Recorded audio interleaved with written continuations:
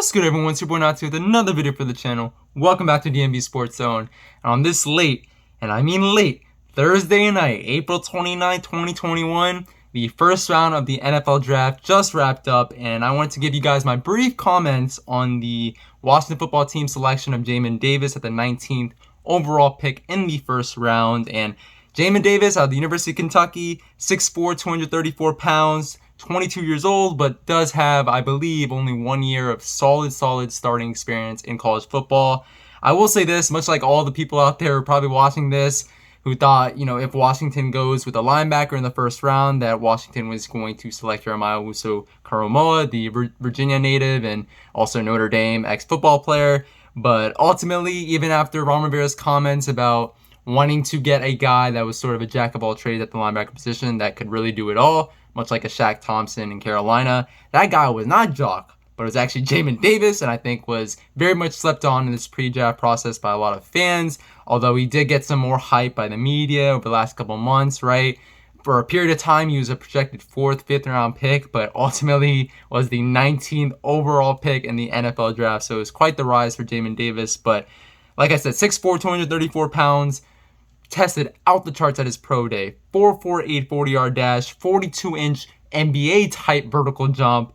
He has speed for days, quick instincts for days, and again, definitely an athletic specimen. I'm glad that he's here in DC. The only concern with Jamin Davis, at least in the pre-draft process, was that he did get pushed around a little bit as a run-stopper linebacker over his time in college, and that, it was a little bit problematic when you have a defense that, well, yes, we have all these studs, was not very good in the rush defense aspect for a good part of last season, at least after Matt Ioannidis came back, or he went down, and now that he's come back, hopefully it gets better, but it is a little bit worrisome there, especially with the linebackers that we've had in the past that haven't been really good at stopping the run. But in terms of covering the tight ends that come out of the backfield, the running backs that come out of the backfield, Jamin Davis is a perfect type of linebacker, right? For so many years, we had to deal with the Mason Foster, Zach Brown, those type of linebackers that could never get it right in pass coverage, and our linebacker core overall suffered because of that. I mean, even Greg Minuski was the linebackers coach, or the defensive coordinator here was a former linebackers coach, and even he couldn't really help the linebacker situation here in DC. But now that we have Ron Rivera, Jack Del Rio, former linebackers themselves, and a defensive line that is one of, if not the best in the league, and a secondary that is one of the best in the league, if we're going to be honest, too, right now, with Cameron Curl's emergence and William Jackson being a signee this offseason, I think the defense is going to be spectacular this season.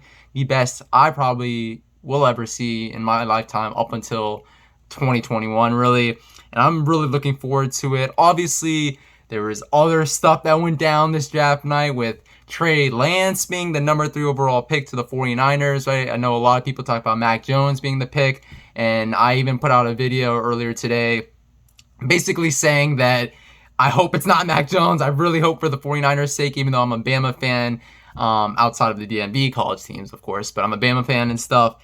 But ultimately, they made the right decision. They traded up all those picks to not draft the guy who they could have pretty much just stood pat and got in Mac Jones. They got Trey Lance, and I'm super excited for them, and we'll see how things pan out there in San Francisco and the whole Jimmy Garoppolo situation as well. But no, the draft was pretty exciting tonight. It really was. I mean, we even had the Cowboys and the Eagles trade picks pretty much, which was kind of crazy, right? An NFC East trade during the draft.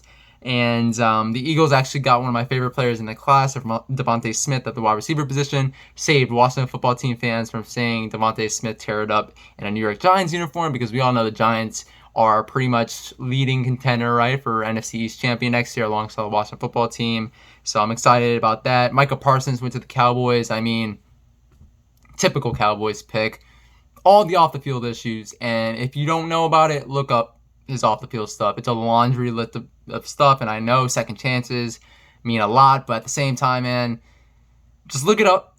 Micah Parsons, typical Cowboys pick. But back to the Washington football team, I'm just glad we got a very good linebacker who a lot of people are comparing to a Darius Leonard, who has been an all-pro 2 out of his first 3 years, I believe, has been an absolute beast up there in Indianapolis. And I mean, if we could get even 3/4, 60% of that sort of production at the linebacker position here in DC, man, our defense will be unstoppable. And yeah, man, it was a quick rise for Jamin Davis, 4th-round pick, 5th-round pick projected. Ultimately became that 19th overall pick. But he's definitely a Ron Rivera type guy. The more that I've seen reports of since the draft, and the more stories that I've read, I mean, it goes all the way. It goes as deep as the fact that he's a military brat. Like, his parents were in the military. He has a military family, and is a very upstanding citizen from what I've seen from all accounts. And yeah, I'm glad he's here in DC. And from what I've heard, also he's more likely to play the middle linebacker spot here than a guy like Jeremiah Uso-Koromoa would have. So definitely covers a need there. And I'm just glad, him alongside Cole Holcomb, that's speed for days. Hopefully we get another linebacker in these next couple of rounds, maybe even on day 2. And but yeah, man, I'm super excited. The one quote that I saw out there from a report was that the more he can be kept clean, in reference to Davis, the more successful he will be. And I think with the defensive line that we have, that won't be a problem. So looking forward to it. Potentially he could be a Pro Bowler behind this defensive line. But yeah, man, I'm really, really liking the pick the more that I think of it. Much like the Antonio Gibson pick last year. And it really only took me a week to really convince myself that this Antonio Gibson was going to be a stud for the Washington football team, and ultimately he became that. But I'm thinking the same for Jamin Davis. I like the coaches here in DC. I like all the talent that we have, and Jamin Davis, I think, is going to be a stud here in DC. So now on to day 2, 2nd round, 3rd round picks. We have 1 2nd-round pick right now, and then 2 3rd-round picks. So got a lot of picks coming up on Friday night, and I'm excited, man. We still have a guy like Trevin Moehrig, who actually wasn't picked in the 1st round, arguably the best safety in this entire class. He probably will be picked early in the 2nd round, but maybe Washington might trade up for him. We'll see, but that would be a fantastic home run pick.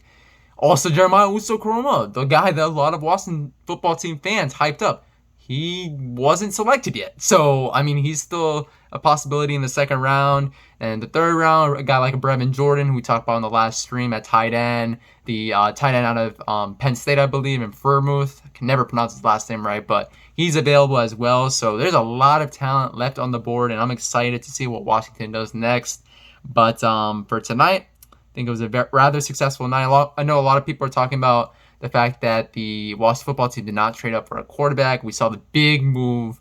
My second team, the Chicago Bears, where I currently go to college, traded up from 19 or 20 to 11 to pick Justin Fields. And that was a big get. A lot of Bears fans were happy about that, and I'm happy for them. They got their quarterback. It'll be interesting to see if Justin Fields does pan out, though, because it was a little worrisome seeing him towards the tail end of the last college football season, but I think he has all the traits you need out of an NFL quarterback, so I'm very much excited to see what he does up there in Chicago. But, yeah, and then Mac Jones going to the Patriots. I mean, almost all of us, if you did not have Mac Jones going number 3 overall to the 49ers, almost all of us thought he was going to the Patriots one way or the other, whether they would trade up or stand pat at 15. So that's not a surprise, and I think I thought he was pretty good, right? I thought he was pretty good, but with Bill Belichick, we'll see if he could become great. I will say, though, Bill Belichick hasn't been that good at drafting guys over the last 4 or 5 years, so we'll see if that pans out. But I'm rooting for him, former Bama quarterback. But Patriots got another one, right? It's literally how it goes in the NFL. But yeah, man, I'm excited to see these next 2 days, and I think that's it for this one. Jamin Davis was the pick, 19th overall for the Washington football team. And with that being said, thank you guys so much for watching. Please make sure to like, comment, subscribe to the DMV Sports Zone channel, where we try to post fire content on here as much as possible. Also, go follow our Instagram page, all lowercase DMV Sports Zone, and our Twitter page at the DMV Sports Zone, where we try to post fire content on there as much as possible. But with that being said, it's been your boy Nazi, and peace out. See you on the next one.